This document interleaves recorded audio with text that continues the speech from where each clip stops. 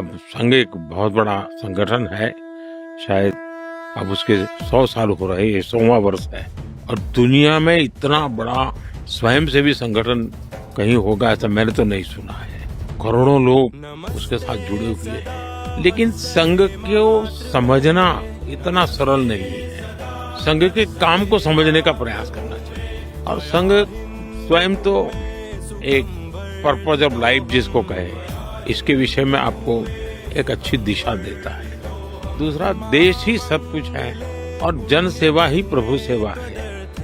ये जो हमारे वेद काल से जो कहा गया है, जो हमारे ऋषियों ने कहा, जो विवेकानंद ने कहा, वही बातें संघ के लोग करते हैं। तो स्वयंसेवक को कहते हैं भाई तुम्हें संघ में से जो प्रेरणा मिली वो 1 घंटा शाखा है, वो स्वयं नहीं, यूनिफॉर्म पहनना वो स्वयं संघ नहीं है। तुमने समाज के लिए कुछ करना चाहिए और वो प्रेरणा के आज ऐसे काम चल रहे हैं। जैसे कुछ स्वयंसेवकों ने सेवा भारती नाम का संगठन खड़ा किया। ये सेवा भारती जो गरीब बस्तियां होती है, झुग्गी झोपड़ी में गरीब लोग रहते हैं, जिसको वो सेवा बस्ती कहते हैं। मेरी मोटी मोटी जानकारी है, करीब 1.25 लाख सेवा प्रकल्प चलाते हैं और किसी सरकार की मदद के बिना जो समाज की मदद से वहां जाना, समय देना, बच्चों को पढ़ाना, उनके हेल्थ की चिंता करना, ऐसे ऐसे काम करते हैं। संस्कार उनके अंदर लाना, उस इलाके में स्वच्छता का काम करना, यानी बिल्कुल 1.25 लाख एक छोटा नंबर नहीं है। वैसे कुछ स्वयंसेवक है संघ में से ही गढ़े हुए हैं,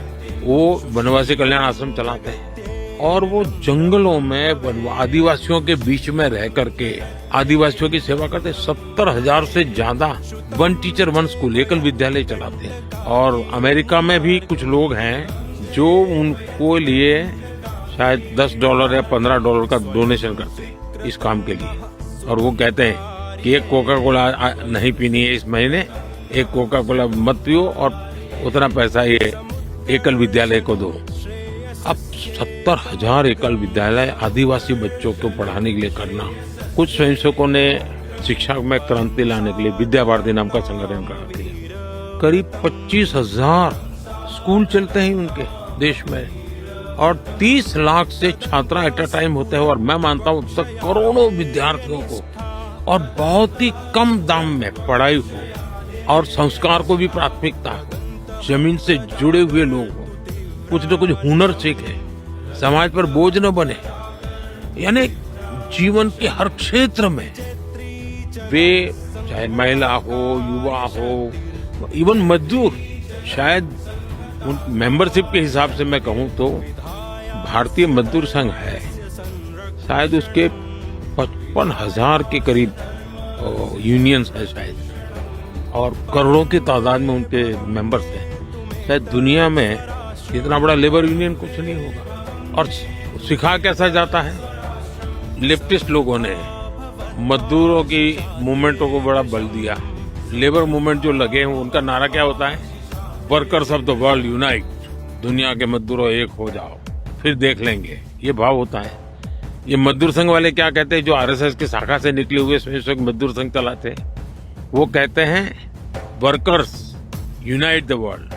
वो कहते हैं workers of the world unite, ये कहते हैं workers unite the world. Unite the world. ये कितना बड़ा वाक्य, 2 शब्दों में इधर उधर है, लेकिन कितना बड़ा वैचारिक बदलाव है। ये संघ की शाखा से निकले हुए लोग अपनी रुचि, प्रकृति, प्रवृत्ति के अनुसार जब काम करते हैं तो इस प्रकार के गतिविधियों को बल देते हैं। और जब इन कामों को देखेंगे तब आपको 100 साल में राष्ट्रीय स्वयंसेवक संघ ने भारत के सारे चकाचौंध दुनिया से दूर रहते हुए एक साधक की तरह समर्पित भाव से, तो मेरा ये सौभाग्य रहा कि ऐसे पवित्र संगठन से मुझे संस्कार मिले जीवन के, लाइफ ऑफ पर्पज में जो मिला।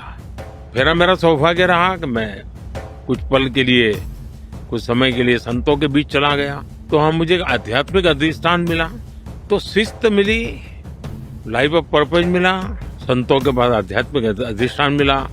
स्वामी आत्मस्थानंद जी जैसे लोगों ने जीवन